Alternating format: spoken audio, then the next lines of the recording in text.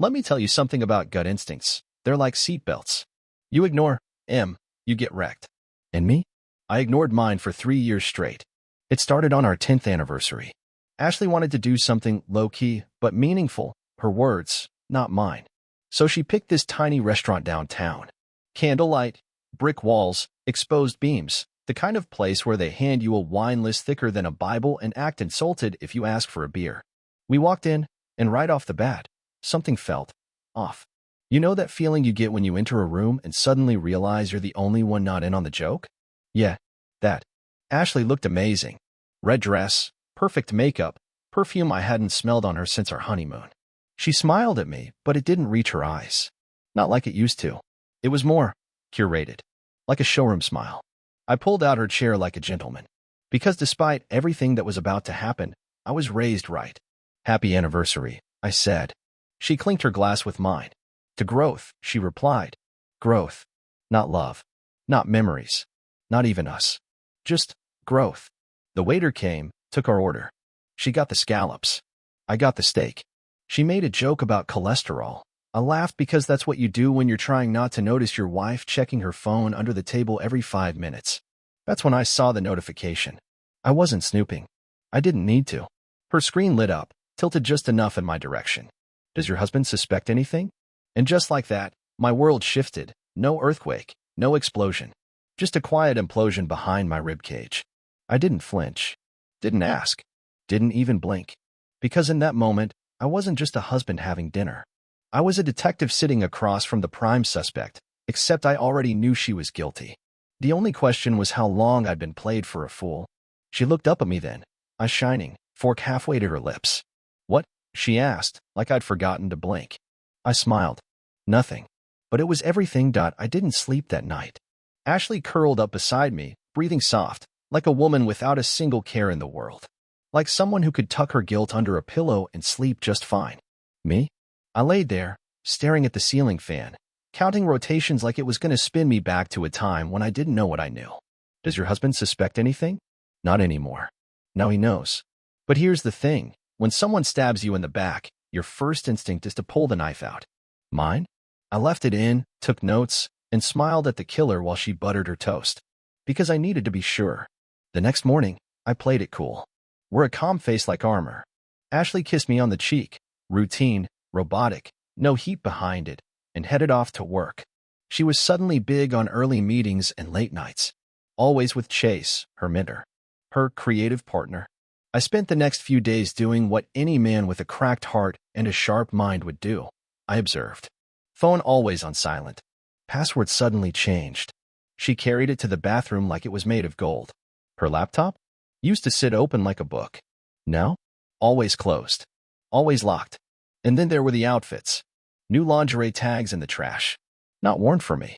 Fresh manicures every Thursday. Gym bag in the car with no sweat on the clothes. She had suddenly become a better version of herself, just not for me. I checked the mileage on her car. Didn't match her commute. I started a log. Monday, said she was at yoga. Yoga studio closed on Mondays. Wednesday, told me she was with her sister. Her sister posted a beach photo from Miami. Friday, girls' night. But came home with the kind of smile a girl doesn't wear after cocktails with friends. The evidence was piling up, and all I needed was one more nail in the coffin. One last undeniable sign that the woman I'd promised forever to was already living in someone else's now. And then it happened. On a Saturday morning, quiet, cloudy, ordinary, she left her phone on the kitchen counter. Unlocked. Sometimes, karma hands you the sword. You just have to decide how deep you want to cut. The phone sat there like a lit fuse. Unlocked, unattended, and humming with the secrets I already suspected but hadn't yet caught in writing. Now, listen, I'm not proud of what I did next. But if you ever find yourself standing in front of a door you know you shouldn't open, and then you hear laughter on the other side? Yeah, you turn the knob. I picked up her phone, heart pounding like I was defusing a bomb. But this wasn't some Hollywood scene with a timer counting down. This was worse. Because I was the one about to explode. I opened her messages. First contact, Chase Donovan. You remember that name? Her work friend? The guy who gets her?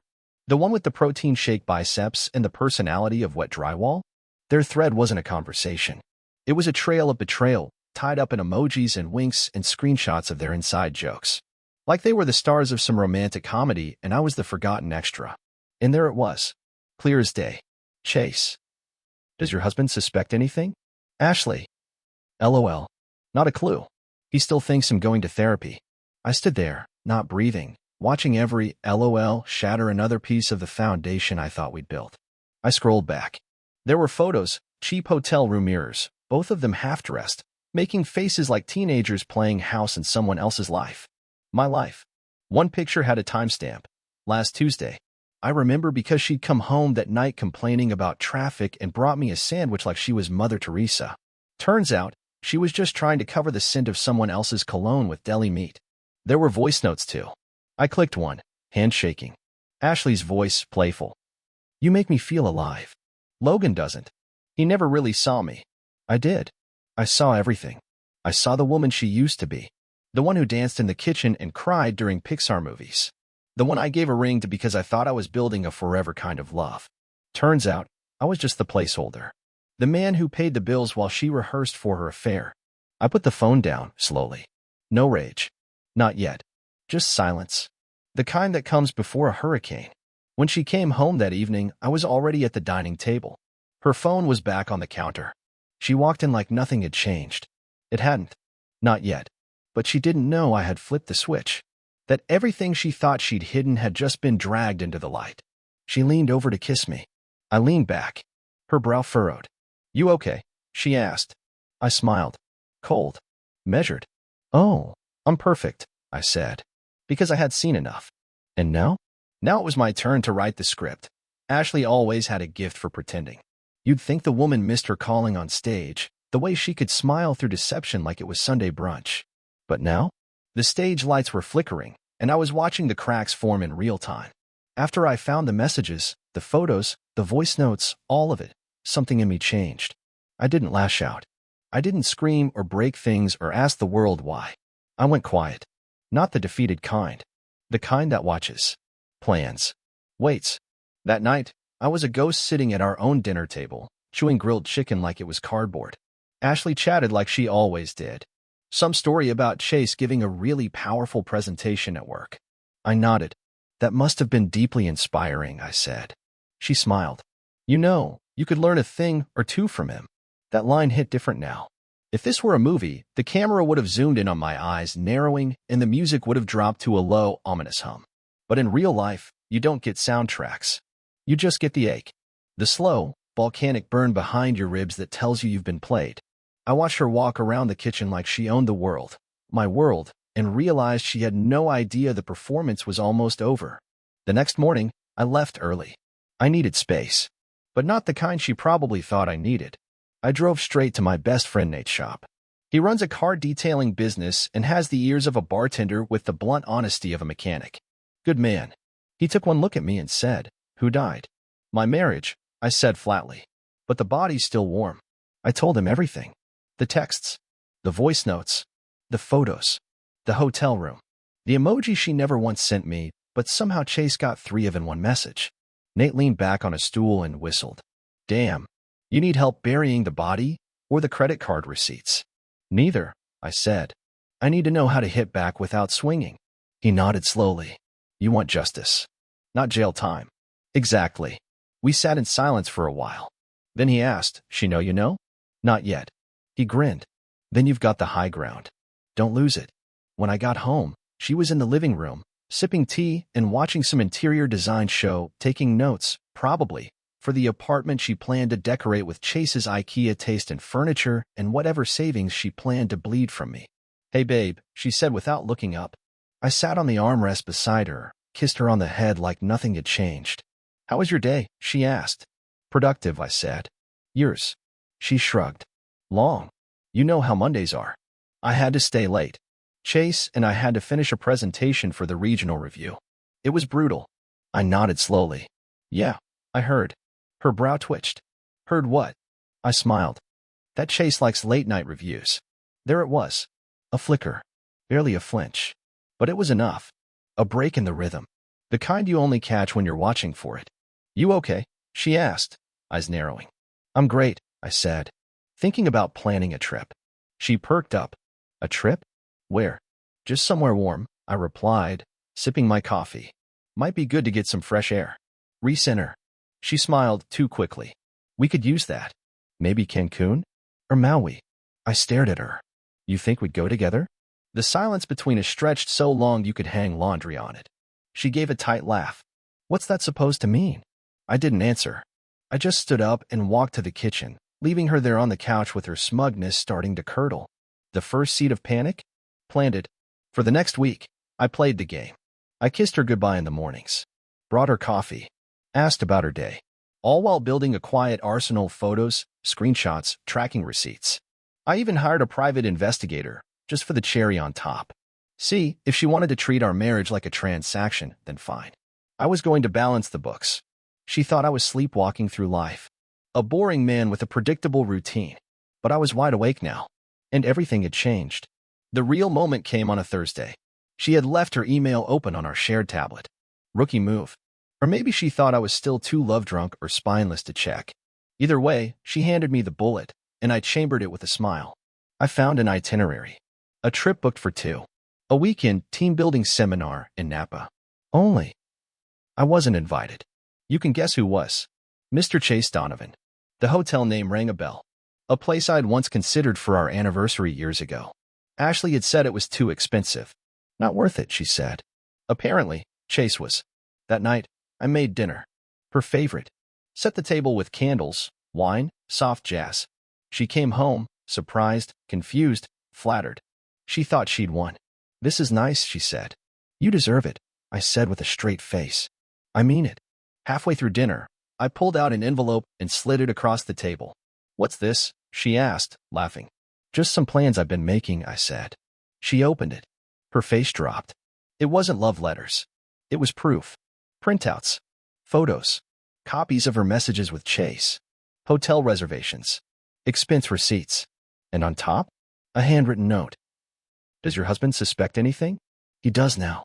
She looked up at me, frozen. No fake smile. No comeback. Just pure, deer-in-the-headlights fear. Logan. I stood. Poured myself a fresh glass of wine. Save it. Her lip trembled. You went through my stuff? Yup. I also went through your lies. Your insults. Your betrayal. Figured I'd start organizing the trash. Her voice broke. Please. Don't do anything stupid. Oh, don't worry, I said calmly. I'm going to be very, very smart about this. Because this wasn't the climax. It was just the turning point. The revenge? Still warming up. Ashley didn't touch her wine after that.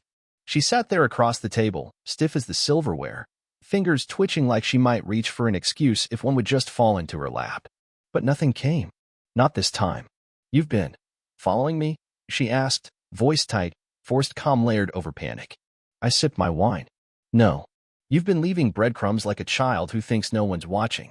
Logan, Stop, I said, holding up a hand. Just stop. This isn't a confession booth. You had your fun. You had your weekends. You had your late nights at work. You had Chase. She looked away at the mention of his name, which told me everything. Funny, I said. All those times you told me you needed space, I thought you meant from stress. Turns out you meant me. I didn't want to hurt you, she said, eyes glistening. I laughed. Not because it was funny, but because of how deliberately unfunny it was. You wanted to avoid guilt, Ashley. That's different. If you didn't want to hurt me, you could have just left. Packed a bag. Told the truth. Instead, you planned date nights while booking hotel rooms in the same breath. She opened her mouth, then closed it. She looked like a chess player realizing too late that she'd just lost her queen. I stood up and took my plate to the sink. That envelope you just read? I sent a copy to my lawyer. Another to HR at your office. Another, just for fun, to Chase's wife. Ashley's head snapped up. Oh yeah, I said, rinsing my hands. You didn't think I knew about her, huh? Yes, when you're playing a double life, it's easy to forget the other married people involved. She stood now, frantic, voice trembling. Logan, wait, Chase's wife? That's going to destroy his career. I turned, ice cold. Should have thought about that before you started practicing marital arts in the copy room. She stormed toward me. You don't get to act like you're innocent in all this. I raised an eyebrow. Go ahead. Tell me what I did wrong, other than trust you. Pay the bills? Take care of your parents when they were sick? Cook dinner twice a week?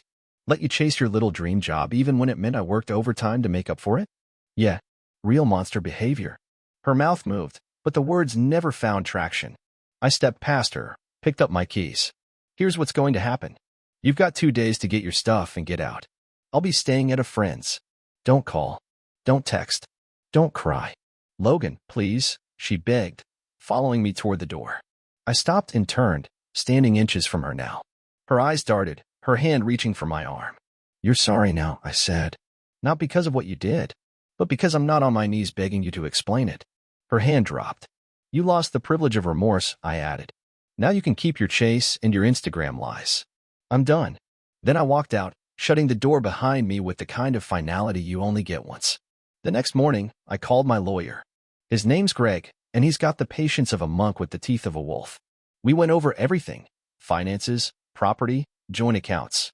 The plan wasn't revenge, not directly. The plan was strategy. You want to leave her with dignity? He asked. No, I replied. I want to leave her with clarity. We filed for divorce. I froze our joint cards. Moved half the money to a new account. Everything legal. Everything clean. But with the efficiency of a man who'd already lived through the emotional war. Greg smiled. You're not the first guy I've worked with in this situation. No offense, I said, but I plan on being the last one who handles it this well. By Saturday morning, Ashley had started texting me. First polite. Can we talk? Then sad. Please don't do this. You don't understand what I was going through. Then desperate. I made a mistake. I'll end it. Please, Logan. We can fix this. Fix? There's no patch kit for betrayal. I didn't reply. She tried calling. I let it ring. Every ding of her message was another reminder that I had made the right decision. She wasn't mourning me, she was mourning the control she thought she had. By the time Monday rolled around, HR had received the file I sent. I made sure the timestamp matched the hotel stay she'd claimed was for a networking conference. Chase's wife had also responded strongly. Apparently, she'd had suspicions of her own. Mine just confirmed it. 1 day later, Ashley texted again. You sent it to her? Do you have any idea what you've done? I replied with a single sentence. I gave her the truth. Something you never gave me. She didn't message again after that. People always say revenge is a dish best served cold. But they forget to mention it's also quiet. It doesn't come with fireworks or applause. It comes with closure. See, I never wanted to destroy her. I just wanted her to see, really see, the wreckage she caused while she was too busy chasing validation in someone else's arms. The truth? She never expected me to fight back. She thought I'd fold. Cry. Plead. Forgive. She forgot I'm not the man who begged for love. I'm the man who left with his dignity intact and her mask shattered at her feet. 3 days after everything went down, my brother called. Dude, he said, skipping hello. Did you mean to become the most talked about man on Chase Donovan's block? Apparently, Chase's wife, Lauren, didn't just read the file I sent her. She uploaded it to every platform. Screenshots, timestamps, hotel receipts, voice messages, Ashley's greatest hits. She even added her own commentary. Bolded names. Tagged employers. People thought it was fiction. Some called it art. One guy on Twitter called it a masterclass in emotional demolition. Chase got suspended from work pending investigation. Turns out team building isn't a legitimate reason to expense hotel rooms. Ashley took her Instagram down. Probably didn't have the energy to filter betrayal through sepia tones. And me? I sat on Nate's porch, drinking a cold one, watching my name become a cautionary tale. I didn't ask for war, I told him. But if it's knocking, I might as well answer the door shirtless. You'd think a woman who cheated would stay quiet after getting caught. Not Ashley. She began the apology tour. First, an email. For paragraphs of vague regret and self-help book quotes. She signed off with, I'll always love the version of us that almost made it. Almost. Then came the flowers. Sent to my work. Lilies. The same one she once said smelled like funeral homes. Fitting. I didn't reply. Not because I didn't feel anything, but because I'd already felt everything. She showed up at my buddy Nate's shop next. Wanted to talk. Nate told her I wasn't there. He was lying. I was inside the office, watching through the blinds as she stood outside, holding a framed photo of us from 5 years ago, me in a flannel, her in that red scarf I bought her. She looked lost. But lost is what happens when you burn the map. Eventually, she stopped trying. I heard she moved out. Took a job in another city.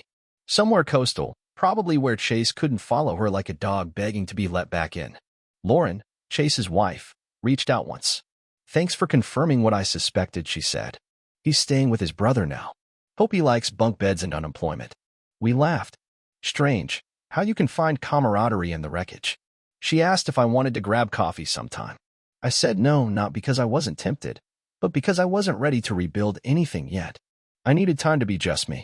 No husband, no scapegoat, no placeholder.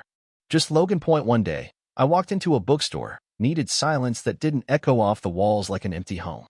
I passed the romance section, shook my head, and went straight for philosophy. Funny how pain makes you hungry for wisdom. And there, tucked into the shelf like it had been waiting for me, was a book I once saw Ashley read. The Road Less Traveled. Irony was practically winking at me. I bought it. Read it on the couch. Didn't cry. Didn't fume. I just read. That night, I cooked myself dinner. Steak. Medium rare. No candles, no jazz. Just the sound of a man getting used to solitude and finding it surprisingly kind. Now, let's talk about that word, revenge. Most people think it ends in a courtroom or a shouting match. They imagine it with broken plates or viral videos. Not mine. My revenge came with stillness. It came when I rebuilt myself, brick by brick, into someone stronger than she ever knew. I finalized the divorce. Donated every picture of us to a thrift store in another town. Replaced our bed. Tossed the couch she cried on. Sold the car she once begged me to keep. I even sold the house. Moved into a loft, no memories, no shadows. Just space. A few months later, I got a letter. Handwritten. From Ashley. "I've started therapy. I realized now I was running from myself. You were the only real thing I had. I hope, one day, you can forgive me." I folded the letter. Slid it into a drawer. Didn't burn it. Didn't frame it.